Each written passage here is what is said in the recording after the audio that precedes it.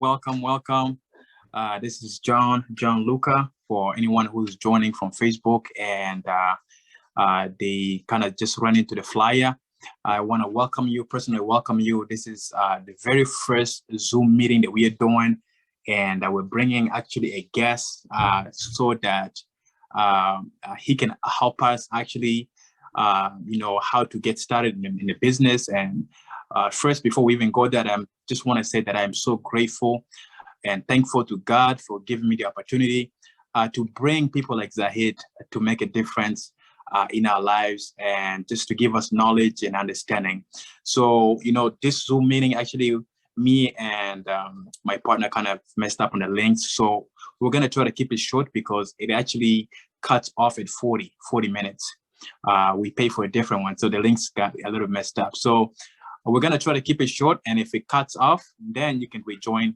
And if you still have questions, and then you can actually rejoin, and we can continue to go with any kind of questions that you have going on. So today is a blessed day, and I'm grateful for all of you who are joining. And I'm excited for today because I am actually here with a brother of mine. He's a real estate investor. He's an entrepreneur. He has a great mindset, very humble man. And I'm so excited for him. I was just on the phone with him, and he is, set up to do at least, $1 million, hopefully close to $1 million this year in real estate alone. That's even not even including the properties that he has for rentals and things like that. So we're gonna, go into understanding who he is, where he's coming from, and what got him to this level in life, and where is he going. Okay, I'm here today with my brother Zahid, the real estate investor. Zahid, just welcome, and just we want to start with you. Say hi to the quick people real quick before we go on. Sure. Yeah. Hey, sorry. Thanks, John, for having us. I've known you for a couple months now, but I feel like you're part of the family, and I just want to say hi to everybody. And sorry, it was a late night last night, but I'm happy to be here, and I'm happy to share any knowledge I can and help other people succeed in their journey. Yes, wonderful, brother. So far, you've actually helped me a lot. We met in, I think, around December of 2021, and we already done 2 deals together. We closed 2 deals together in February, and hopefully we can close some more in March here. So I'm excited because we met and we started doing things together, and I believe there's so much more to do together. And also, hopefully we can help so many other people that are here on the line. We can help them get their first deal. And this is really the purpose of this meeting is I've been getting so much calls or messages from people to asking about how they can get started in real estate. And I said, you know what? The best person is to invite somebody else to question them, somebody who has the mindset and insight. So Zahid, before we even go further, who are you? Where are you from? And what do you see for the future in real estate? Yeah. So my name's Zahid. Most of my friends just call me Z. My day job is I'm a Salesforce solution architect, which is basically a software engineer. I'm originally from Afghanistan. I came over here when I was around 6 years old. So I grew up very poor. My family, we didn't have anything. We grew up on housing, food stamps, very little money, and it was a tough little transition for everybody in the beginning. But with the help of God, everybody, we're in a better place now. But we never, like I said, we never had money. So nobody really taught us about money, about investing, and about saving and how to get leverage and things like that. So as we're going through the school, finishing college, getting a job and stuff like that. And the biggest thing for me is when COVID hit, I had a pretty decent job and I had a lot of experience. And, when I lost my job in COVID, that's when I was like, I really need to be prepared going forward. So that's kind of where I was starting looking for different avenues to make, income that's allowed me to spend time with my family at the same time, not be like tied up in work.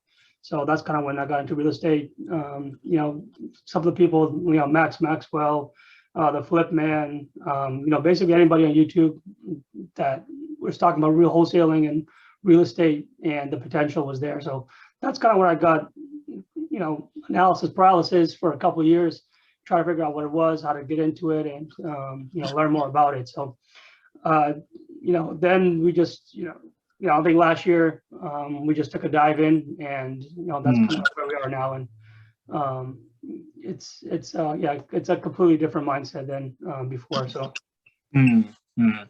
So Zahid, you thought about real estate, but you didn't take any actions until basically COVID hit. And this is maybe 2-3 years ago now. Was it right away? No, it wasn't right away. I mean, based on the stuff that happened in the past, we had a cushion of some funds available to kind of weather the storm. And then after that, it was a lot of listening to Grant Cardone, a lot of YouTube, but not really knowing what to do. And then, it wasn't really until I joined Sub 2, which I think you're part of the membership was that as well, where, I started taking action. And then, just the past 12 months, we did, 4 deals, 2 flips, and then we bought 2 rentals. And then, just kind of took off from there, really. Yeah. Wow. That is powerful. I mean, in a very short time in real estate, just getting into real estate with the knowledge, you did kind of the same thing that I did. You went onto YouTube when you were serious about getting into real estate. You took the time to get knowledge, and then you started taking actions. So before we get into some of the action parts, obviously you said that you grew up poor. Most of us, you're from a third world country. I'm from a third world country. And I think it gives you a drive to work harder, to basically, do so much more. So maybe to do other things. And I think when I met up with you the other day, you were thinking about, you said some things like that you wanted to do so much in real estate so you can be able to help and give back. And you just, fill us in before we go into some of the action part. Yeah, of course. So money is like, for me, money is just it's a tool you can use to help others, right? It's not about, I want to build wealth so I can go and drive a fancy car or buy nice clothes or stuff like that. Those material things don't really matter to me. Like when I went back to Afghanistan in 2010 and I just saw the poverty there, people don't have food, people don't have water, living on the streets, and some of the stuff that we take for granted here, it's a completely different mindset. So from then on, it's really like, why do I need to live in lavish when I have family back home or have other people that are really struggling that don't have anything? So that's, for me, it's like, money is just really a tool to help other people, especially my family. Like, we still support family back home. We send money, and everybody knows the situation in Afghanistan with, the whole, it's pretty bad. So ever since then, it's really been about making money, not like to gloat or anything, but really to be able to provide for my family, provide for my kids, provide for, set an example for my brothers and sisters that are here, and, really support like family. Like, it's really all about family. That's what it comes down to. And that's why some of the sacrifices that we make now in terms of time and effort and not doing other things that we want to do is so in the future you can set yourself up where you don't have to worry about any of those things. Wow. Thank you so much. I mean, I think this is one of the reasons why we really connected when we met. And, I just love your mindset and your heart, willing to serve, and, the giving back part, it's something that really, connected me to you. And so, I think that's why I really like to work with you. Let's dive, deeper into, now let's go into, do you think that, anybody can do this? So some of the people that are here can be like, what, it's great that you guys are doing this. Can I also do it? What would you say to those kind of people? Yeah, I mean, it's really about taking action, right? I mean, all the information is out there. There's no secret sauce. There's no magic formula. All the information is out there. Like, I'll just tell you about myself. I'm married. I have 2 kids. I have a wife. I have brothers and sisters. I have a full-time job. I'm part of a nonprofit here that supports the local Afghans. And there's only so many hours in the day, and I'm still able to make time for, real estate, and things that I want to do in the future. So there's me personally, I don't feel like there's any excuses. It's really, you want it or you don't. And when people say I don't have time, it's not like you don't have time, it's you don't make time. If, for example, if you don't have time, wake up earlier. wake up early in the day. If you want to, if you really want, you really can't cut hard work and consistency. That's really what it comes down to. If you want to be good at anything, if you really want it, you gotta sacrifice and put the time that nobody else is doing. Everybody likes to stay home, watch movies with the kids, go out to the park, and go shopping and things like that. But you got to put in the work. You got to, like, I put in 8-9 hours of the job, and then I put another 8 hours in real estate. And just you got to make sacrifices. That's on you. It's really it's not really anything more than that. Wow, Zahid, I thank you so much, because I think when I was getting started in real estate, obviously you're still doing this part-time. When I was getting started, I'm still doing this very part-time. But, obviously it's taking the extra 2 hours after your regular job, being able to put into this consistently, that you begin to do those kind of things that you're doing, like, getting some of those deals, taking some of the actions. I love the fact that you shared about the sacrifices that you need to take, to be able to make this happen. So let's get into the action part. What does when you were getting started, what was your daily action? How did it look like? Yeah, so when I got started, it was really consuming a lot of videos and stuff too, learning about some of the creative financing, learning about, how to analyze deals, how to underwrite them, what's a good deal, what's not a good deal, how to build networking and connections and things. And then, for me, what I did was I wasted so much money on like programs and like software and things. And what I tell people now is, like, don't ever lead with money, lead with, some things that can get you experience. Like, for example, reaching out to realtors is a very simple thing. That's kind of what I did. I just sent out a text blast to a bunch of realtors and just told them what I was looking for and how we can like help each other. Because it's a two-way street. You should never reach out to somebody and always ask without ever giving or leading with value. It just turns people off. So, always provide value and lead with value, because that's kind of it's a two-way street. It's in a relationship. And then the other one was, reaching out to other wholesalers and, kind of talking to them, see what deals they have, things we can make work. And, that's kind of how I got my first, 4 or 5 deals was, it was 3 from a wholesaler and 1 from a realtor. And, there's so much aspects to the business, and, you need to leverage other people to help you and, lean on them to give you guidance and expertise, because no one knows everything, I think a lot of people that are here, they, yes, they understood that you got 2 deals. What kind of deals do you get? Did you get fix and flip deals? You mentioned wholesalers. Most people that are here, they don't know. Some of the people don't know what wholesaling is. Just, in a brief case, how do you work with wholesalers, and how do those deals get to you? And how do you also work with realtors? Can you just elaborate on that and how to get deals from them as well? Yeah, so the realtors are pretty simple. I mean, you can reach out to them any way you want. You want to call them or text them or email them. Just get on the phone, talk to them, and say, hey, my name is John. I'm looking for properties to, fix and flip, or I'm looking for rentals to keep, or, I have a tool belt where I can help people in difficult situations. Just whatever you're looking to do, just reach out and just have a simple conversation with people. It's really not that hard. At the end of the day, it's another human being on the phone. So there's really nothing to be nervous about or anything, just providing a value. And for wholesalers, we bought 3 fix and flips from the wholesaler, and then one 3-unit rental building that we bought and rehab, and going to be refinanced out pretty soon. But it's just all just reaching out, Facebook, Craigslist. If you want to just put yourself out there, going to networking events that are hosted. I know there's a lot of RIAs up in, in Portland and Bangor, in Augusta and Lewiston, Auburn. So there's a bunch of ways to connect with other people. And, if you're just getting started, I would just, try to attach yourself to somebody that's doing what you want to do, and, has the lifestyle that you want to live, and just, get under their wing and see how you can provide value and learn and grow from them. Because, once you grow with them, then you can kind of do your own thing going forward. Or you might want to stay and do a partnership with them. Who knows? Really depends on what you want to do. Yeah. That's awesome, Zahid. So you guys started and you went straight into getting deals that are for flips.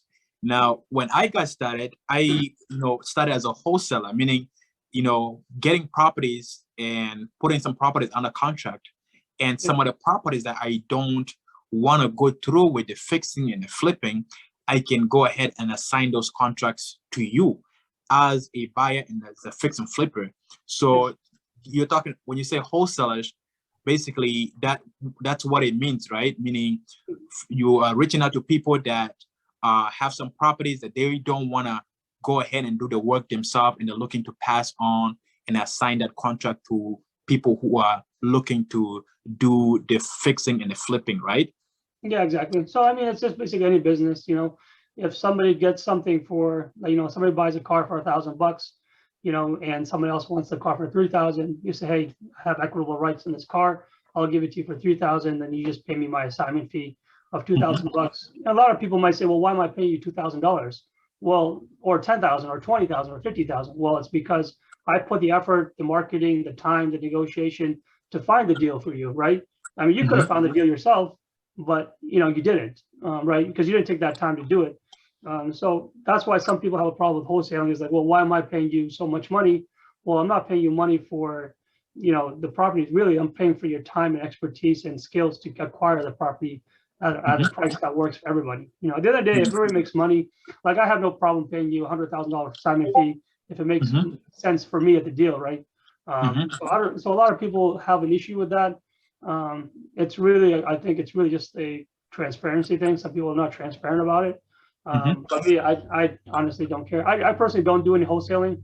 I like to learn from the experience and fail and trials and tribulations going through the whole thing. If there's money to be made, we'll find the funds to purchase the property and then just deal with it. If you don't make money, we'll still learn something at the end to do better on the next deal, Wow, that's awesome. So for example, this last month, you and I connected, and basically we helped a seller, right? We actually helped two sellers.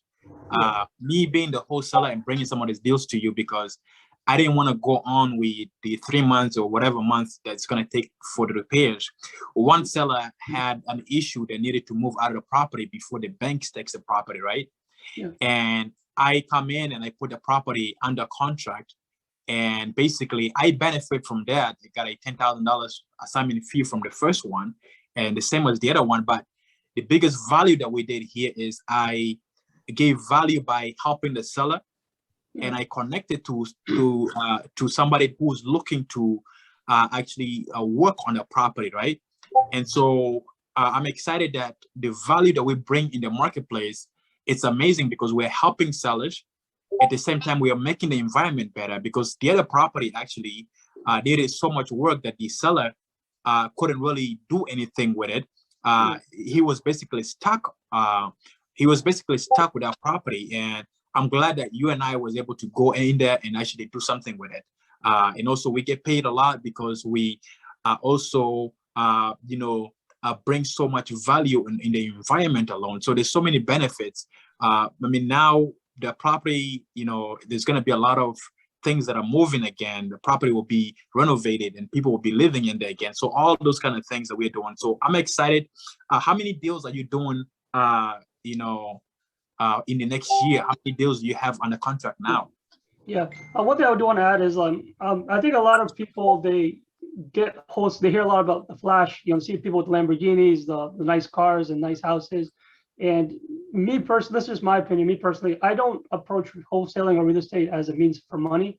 I approach it like when we talk to sellers, I'm always looking to see what's the best solution for the seller, right? Like, for example, do they want to rent it out? Do they want to sell it to me? Do they want to sell it to a realtor? Do they want to do the work themselves? Or do they need a lawyer? Do they need a moving company? I'm always trying to provide what's best for the seller first, because that's my duty. My duty is to make sure that the homeowner is happy with the transaction. They're getting what they want out of it, not what I need or what I get out of it. That I don't really care about that, because if you leave with the money mindset, it's going to be a very difficult business for you to go forward, and it's not something that it's not. I don't really think it's going to be a good business model. Just my personal opinion. But yeah, right now I think we have like 10 deals under contract. We have 2 flips going on right now in Auburn. We have one in near the Bangor area. We have one coming up in Gorham in July. We've got 2 other rehabs in Lewiston. So the deals are really everywhere. It's just wherever they make sense. And what I like about doing that is, when the different cities, we're able to make different connections, meet up with different contractors, different real estate agents, different, private money people. So we're not really able, like, we don't have a crew. We just really try to go into that local market and find people that, do good work, pay them a good salary, and then get the project done. Because now I don't have like 4 or 5 guys doing work all over the state. It's really the places where they're kind of local, and things like that. So, and for me, it's not really about number of deals. It's really just about net profits at the end of the year. So right now we have like maybe around like $500,000-$600,000 in the pipeline, and it's only March. So by the end of the year, hopefully I'll buy like another 10 deals from John and get to $1 million. That's kind of the goal. So we'll see. Yeah, that's awesome, guys. I'm actually also working with Zahid on doing some fix and flips now, partnering with some of the deals. So we wanted to do this meeting because if you are gonna get started in real estate and you wanna get started and you need some help, whether it's doing some wholesale, if you got a property under contract, you need our help, or you have a property, a deal that you want to bring for us to review it, we are more than happy to help you. And just whether it's talking to the seller, or if you have a deal that you don't know who is a buyer, we are both buying, guys. We are both buying. We are going to be doing some of the fix, some of the properties, deals ourselves. So before we leave the room for other people to ask questions, just give me an example of your first deal. Like it's probably messy, right? It was probably messy. So give me, an idea of where you got it from, how did you fund it, and how much you sold it for. If you want to go into the numbers, just give me how you, from the beginning, the first deal that you flipped. Yeah, I mean, we bought one other deal that that one I always say was my first deal. My first deal was really last year. So we bought a house. So we saw a house in Bangor. It was listed by a wholesaler on Facebook Marketplace. Kind of talked to the wholesaler, really nice guy. We still do business this day. Super nice, super humble, and super go-getter. And we bought the house sight unseen. We did go and do an inspection later on, but it was it was probably the most traumatic experience of my life, to be honest with you. So we got lending through a hard money lender out in Boston. They were supposed to close really quick. They took a long time. They had to send an inspection. They did appraisal. It was during that whole COVID time, like nobody was available. So, that took like 3 months or 4 months to close. I don't remember. It was a long time. We get into the house. The tenants are supposed to leave. They don't leave. One of the guys is a drug addict. He's doing their partying. I'm up there. I'm still working. I'm still working my day job, and I have to go up there and try to deal with the situation. He doesn't want to leave. I'm calling the police. The police said, well, I can't take them out, blah, blah, blah. And then, at the end of the day, we ended up paying him $500 to leave the place. And this was a 3-story house, and every single room was full of trash. Like it was a hoarder house. So we spent, I think, maybe just $5,000 just to get the place cleaned out. We had contractors lined up to come and do the work to the rehab. We want to do the flooring, want to do some updates to the bathroom and stuff like that. And the contractors, they never showed up. Called them. I had another contractor on the backup. They never showed up. So, I was like, well, I can't really do anything now. So my brother and I was there, and we just did all the work ourselves. It wasn't the best work. I'm not gonna be honest with you, but YouTube helped. We did all the clean out. We found a couple of guys there that helped us out with some of the carpentry, some flooring. But anything that you could say, like we went to get supplies. We came back. Somebody broke into the house and they stole a bunch of tools. Wow. So other contractors that came in supposed to do the work, they never did it, or they messed up, or it was a nightmare deal, to be honest with you. At the same time, we're paying a private money lender like 10% interest. I was in a position where I was able to eat the funds to pay for that, but if it was somebody else that didn't have that financial stability, it would have been really difficult. But at the end of the day, I'm not sure if we made any money. We might have made like 20 or 30 grand. If that, I don't remember. It was a really hectic deal. It was nuts. We slept in the car because we didn't want to go into the hotel. I'm working 8 hours, then I'm working until 3 o'clock in the morning. 16, 18-hour, 20-hour days just to get stuff done. But, we had it was basically 3 o'clock in the morning. I just get out to the van sleeping, and I see some like homeless guy walking up to the car. And I'm like, yo, what the hell are you doing here, man? This is not your property, stuff like that. So it was just a nutty situation, but it was at the end of the day, we got out of it alive. We learned a lot of new skills, a lot of carpentry skills, time management skills. Now we can do flooring, we can do painting, we can do kitchen installations. Basically we can do everything ourselves now. But that deal, it was the hardest deal, but we learned so much from that, and because we came out of it alive, we felt like, okay, we can do anything. If we could deal with this, we can do anything. So that's kind of when I was like, okay, we can do this. Okay. Wow. So yeah, this is all right, guys. Sorry for the time that we put in.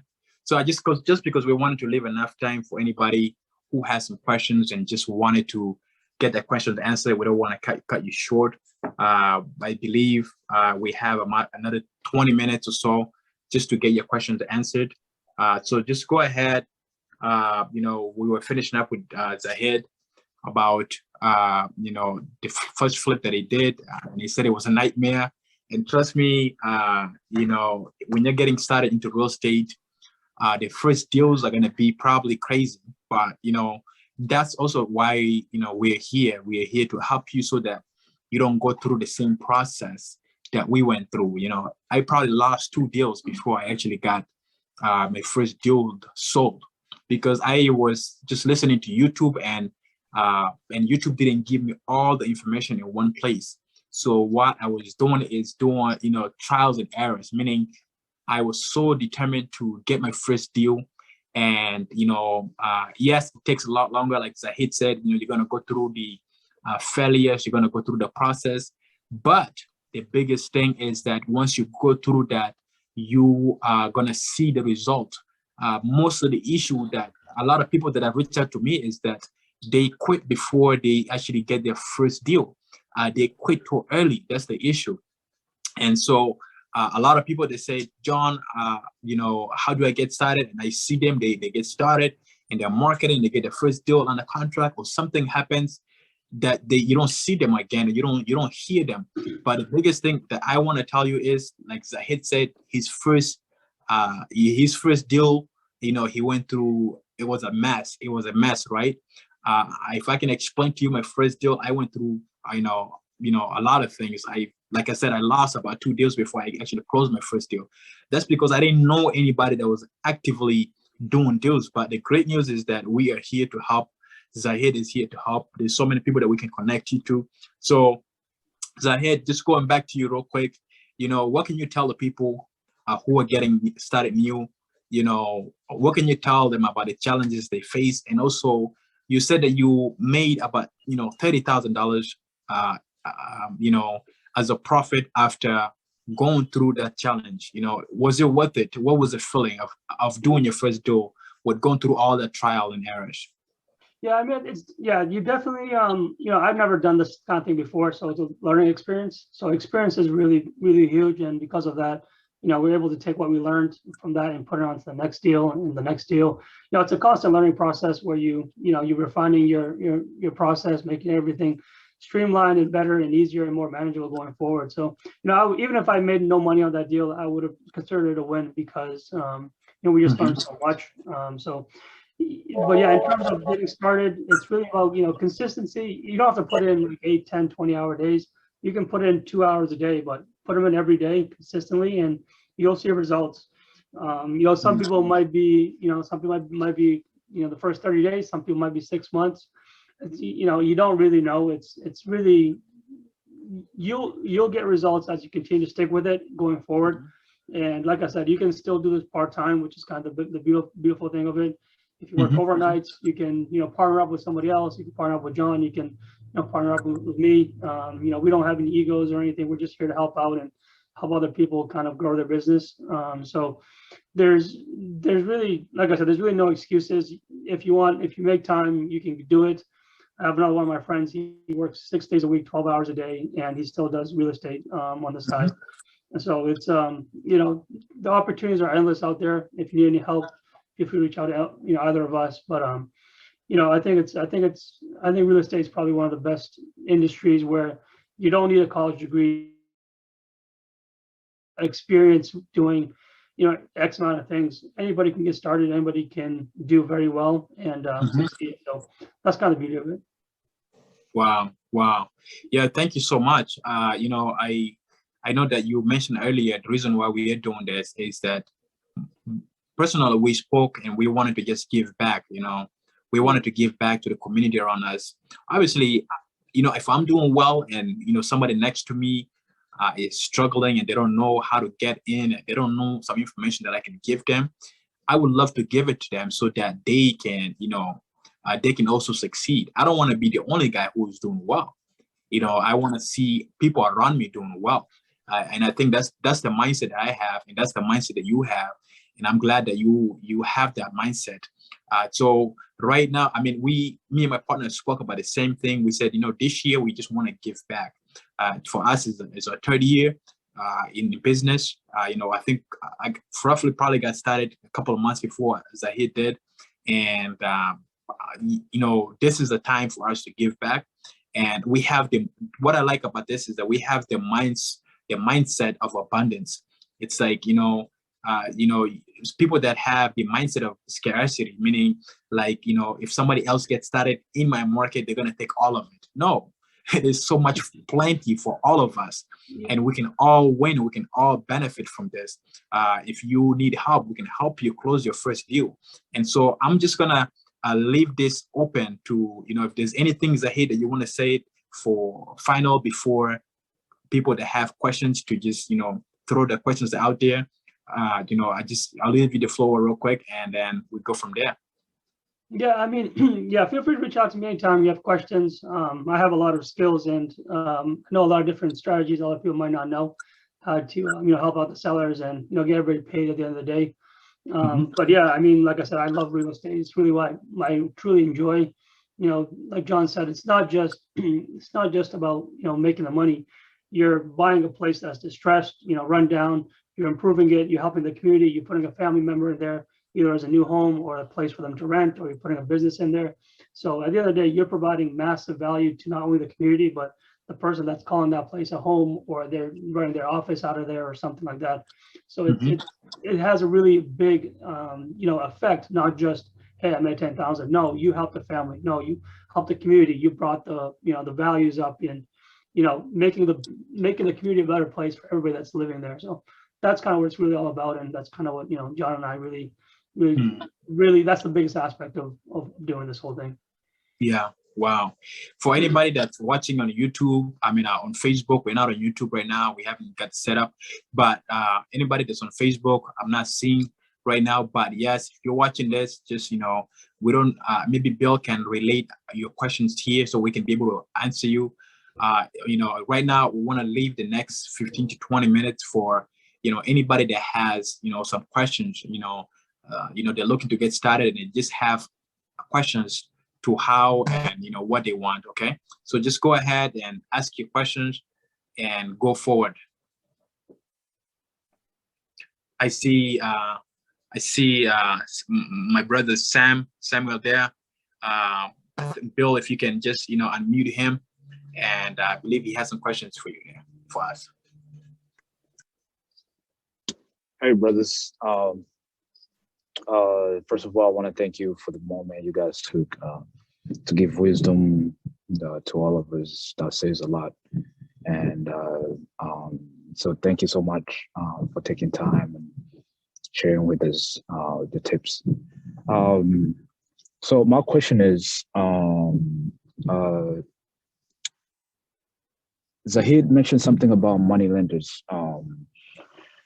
But I'm the type of person who wants to get as much as portfolio as possible, and so I could get to I can get financial freedom as soon as possible, so I can get to do what I feel like doing and whenever I want to.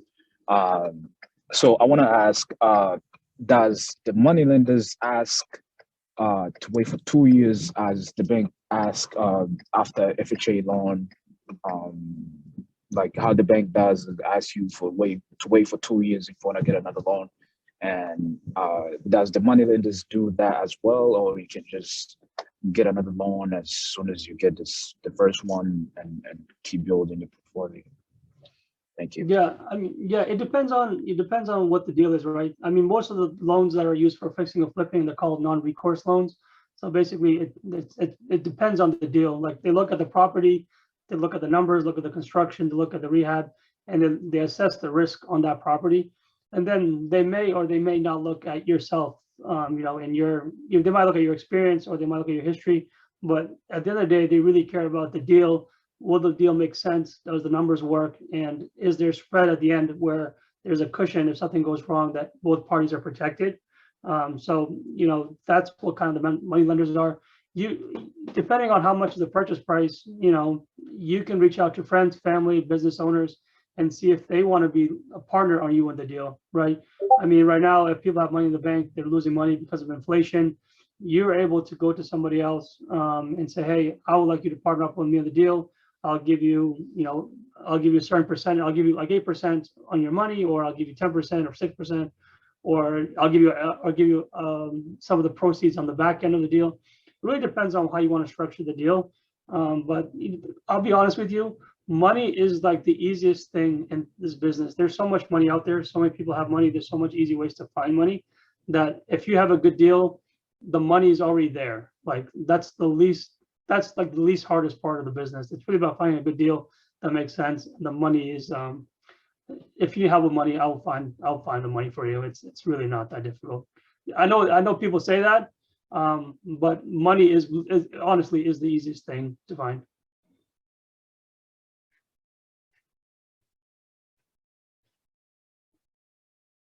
Wow, that was a great question. Thank you. Yeah, thank you so much, Sam, for asking that question. I'm pretty sure a lot of people are asking that question, same question. But thank you so much, Zahid, for answering that question. Yeah. I think a lot of people, you know, sorry. I think a lot of people when they start, they're like, well, I don't have any money, you know, I don't have any credit, or I don't have this. And, you know, you and I know, both being part of like this, the creative finance stuff, you know, money, you don't really need money to do any of these deals. But I think a lot of people struggle with that because, you know, you grow up, you have the bank saying, hey, you need 2 years work history, you need a 700 credit score, you need to make $100,000 a year, you need to have this much debt income. And, you know, I think a lot of people kind of get stuck in that mindset. You know, I know I was in the beginning as well, but, you know, money is, you might find it hard to believe, but money really is the easiest part of the deal. Wow. Yeah. Thank you so much. Thank you so much. Is there anybody else that has a question that they feel like needs to be answered, needs to be approached? Hey, John and Z. I've got a question here for you guys. So how do you go about finding a deal that is not on the market? So, you know, for buying and holding, because currently, if it is on the market, you're pretty much late.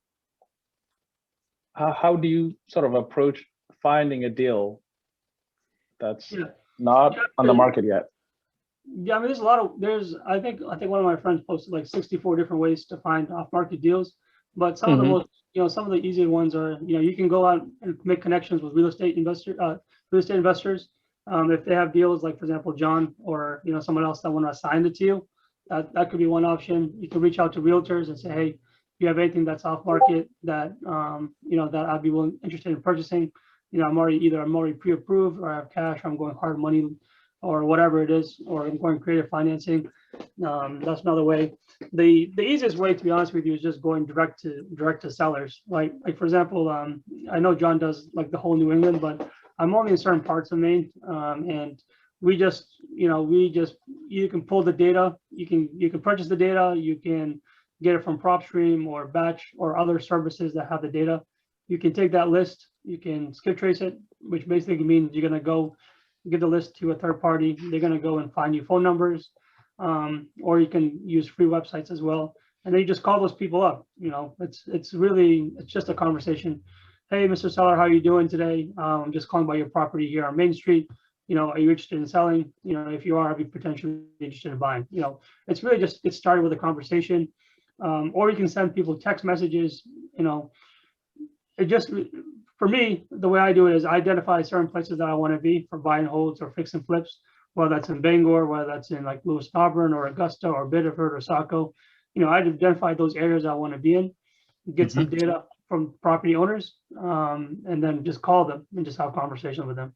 That's kind of what I do. I don't, you can also send mail, send mailers, but it really just comes to getting data, and then you pick what source of outreach you want to do. Wow, that's awesome. I did a video, same thing. I think you can choose a market. Thank you so much, Zahid, and also thank you, Joseph, for the question. I believe that the easiest way is, again, identify the market that you want to be in.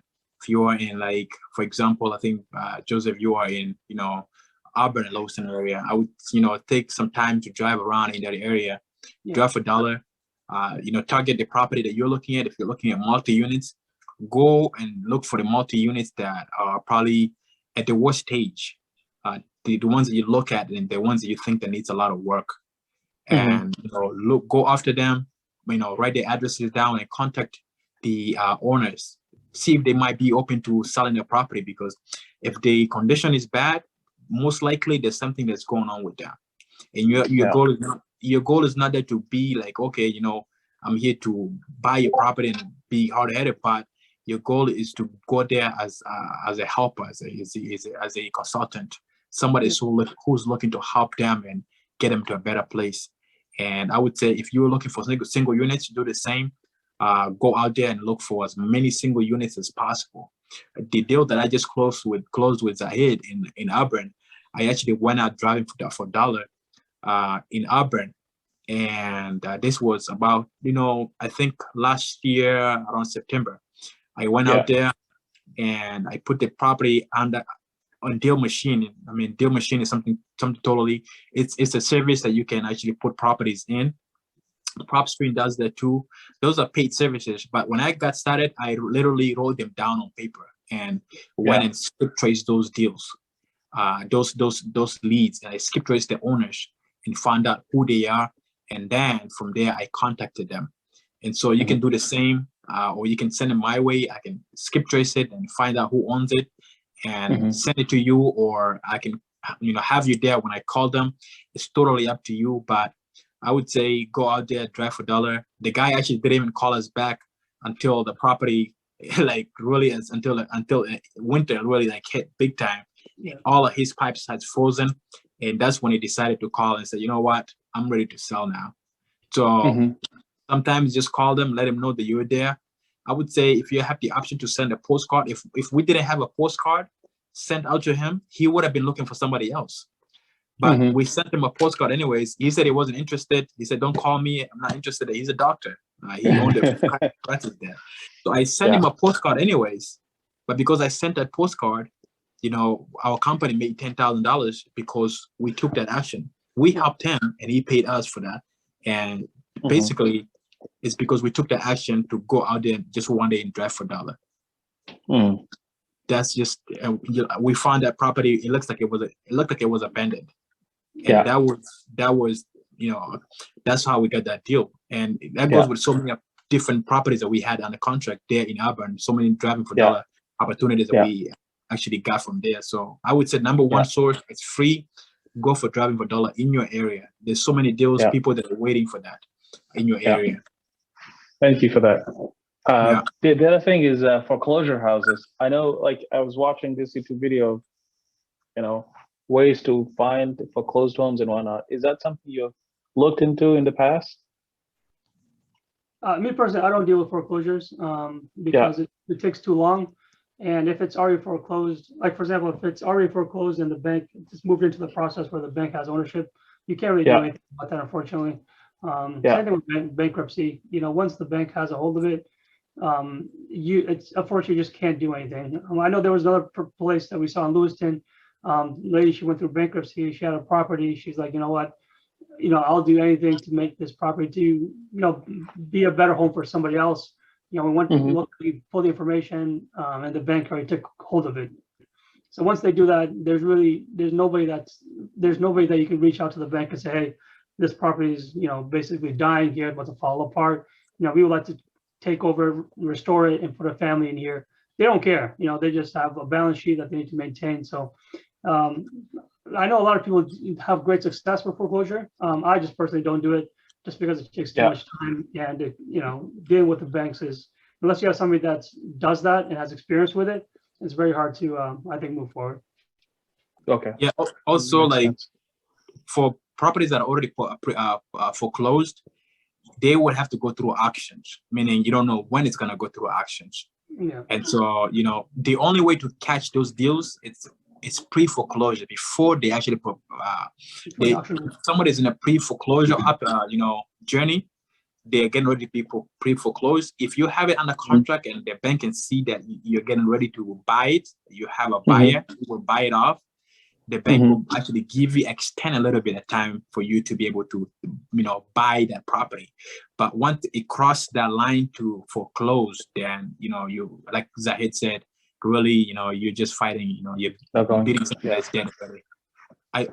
Okay, I believe, do you have any other questions, Joseph? I believe Barakat Nope, I don't have any other questions. Thank you guys so much.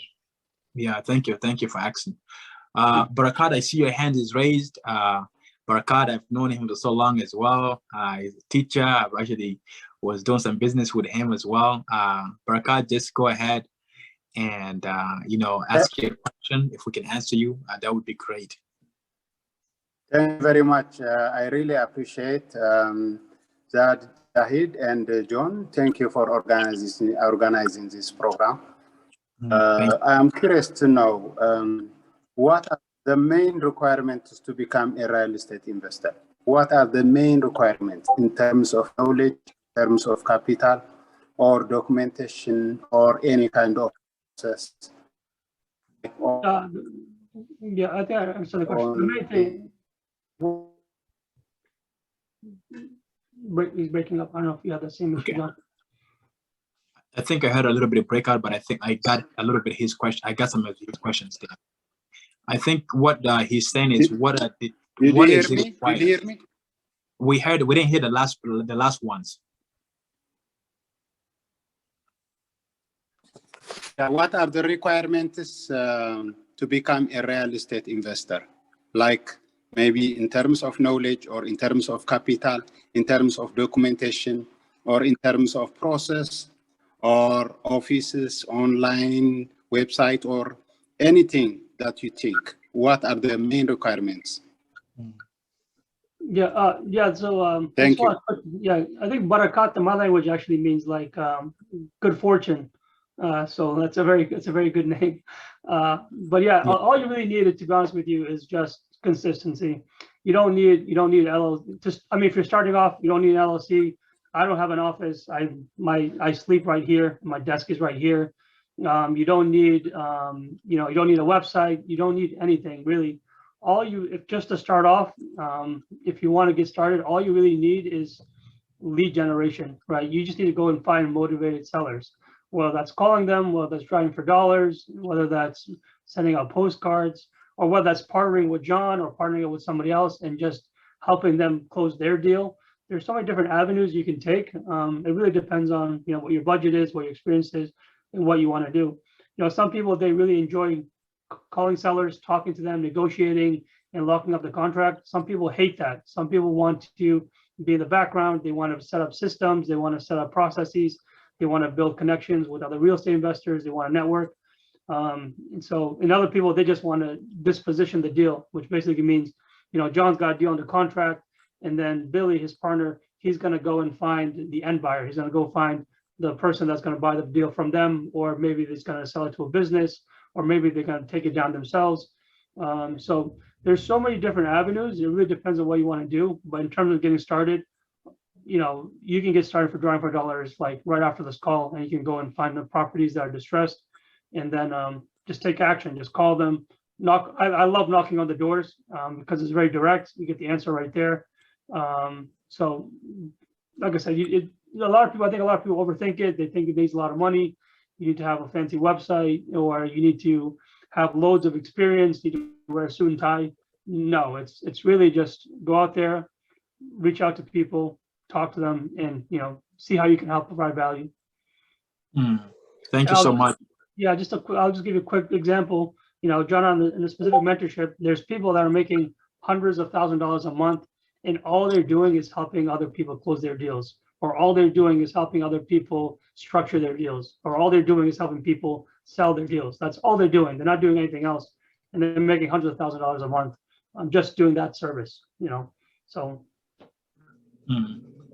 Thank you so much for your question. Thank you, Zahid. Okay. What I can add on to that,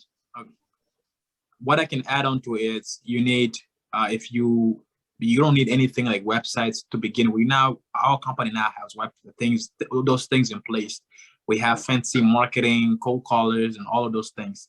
But this is after a while. But when you're just getting started, all you need is a car and get some gas money. Gas money is required now too. All you need is gas money to put in your car and drive around. Like I've told my brother, that's the requirement. Is, do you have the time to sacrifice? That's the requirement. Do you have the time to sacrifice at least an hour or 2 hours a day, depending on what your schedule looks like? At least an hour a day, consistently 5 days, meaning you put it in maybe 5 hours a week. Or in the beginning, right? If that's all you can do, do that 1 hour a day, drive around, look for properties, and then talk to them. So what's the requirement is sacrificing time, action, and talking to people about if they would consider selling their house. That's the best way to get started.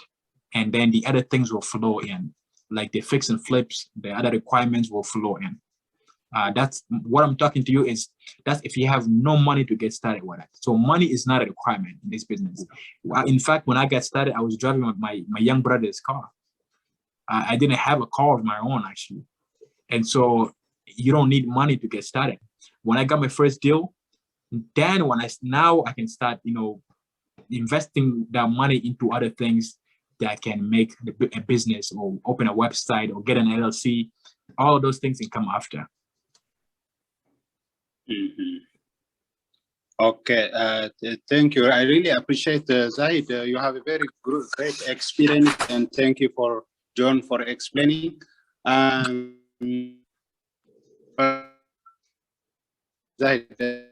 what motivated you to start this business, and what challenges did you face? Yeah, so I think what I heard was the first question was how I got started. Is that right? Yeah, how you were motivated to start the job? Why did you start that kind of real estate business, and who motivated you to do that one? And then what were your main challenges?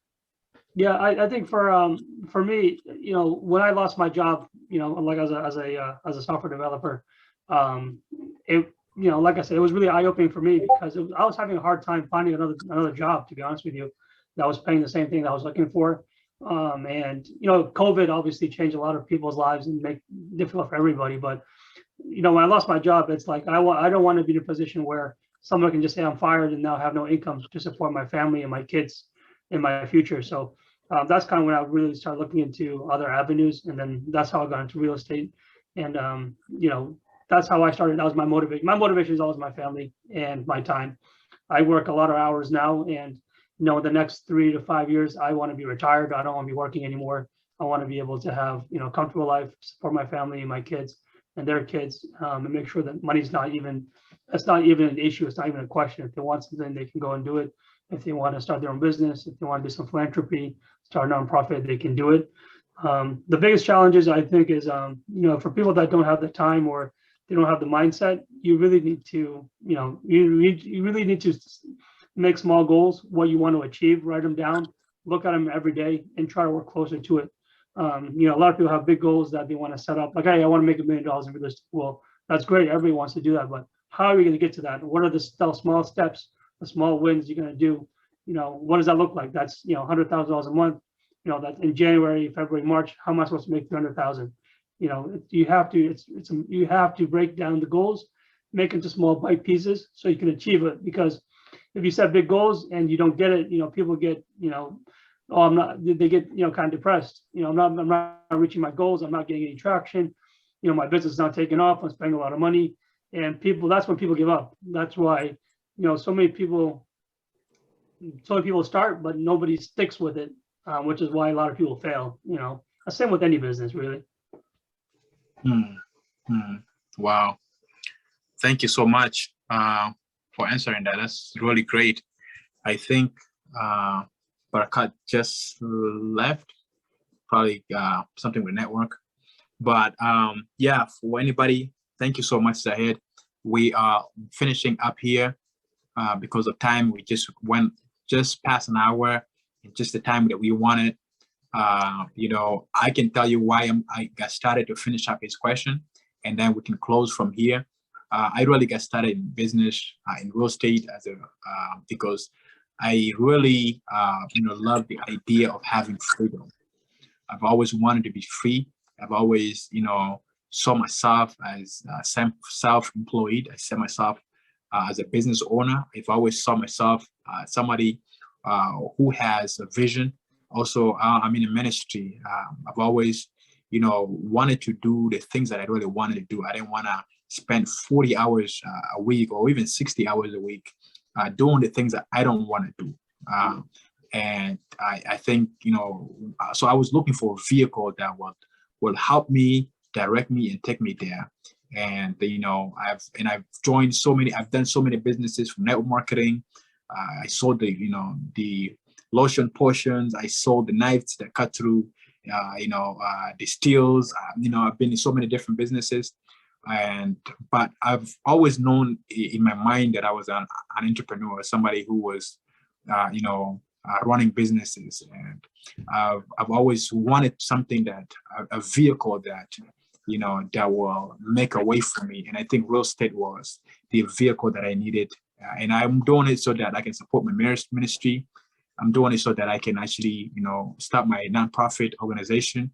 I'm doing it so I can help so many other people. And eventually I want to obviously, buy a lot of, multi-units.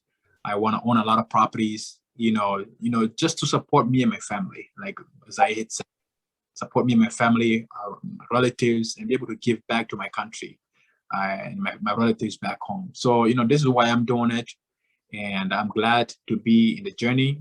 It's definitely a lot of sacrifices, a lot of challenges that you go through from the beginning. And I think you're always going to be going through that in any business, but it's so worth it. And to cut the time short, I'm sure we're going to have a lot more coming. And I can't wait to have Zahid again at some point. Thank you so much, Zahid, for coming. Again, contact Zahid. Is on Facebook, is in a group. If you are a real estate investor, if you have that mindset that you want to be a real estate investor and you really, really don't know how to get started, take these simple actions that we've provided.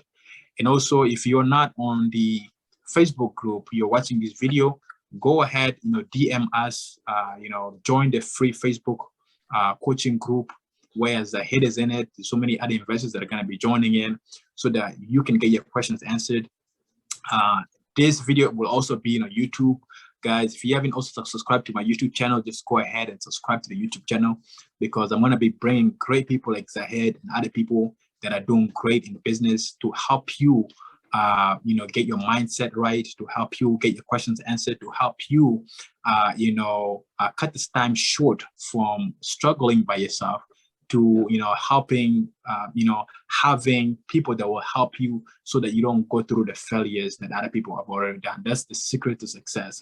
It's learning from other people. And that is what this YouTube page will be about. So go ahead and subscribe to my YouTube page and stay tuned as we bring so many people and bring so many value. Thank you so much, guys, for coming.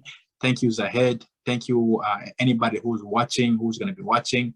God bless you. And Sam, I think maybe Sam has another question. Sam, you have another question? Or is that from previous? Maybe that is from previous for Sam. Okay, that's from previous. Guys, thank you so much. God bless you. And I thank God for this opportunity to be able to give to you, to bring Zahid to you. Zahid, thank you so much. Taking an hour. You got so many things that are going on in your business, but taking the opportunity to come and talk. Guys, bro, I really appreciate you. Thank you, everyone who's joined. and it makes us feel fulfilled by giving us by giving our knowledge to you. And the more we give, the more we receive. Thank you so much. God bless you, and talk to you all soon.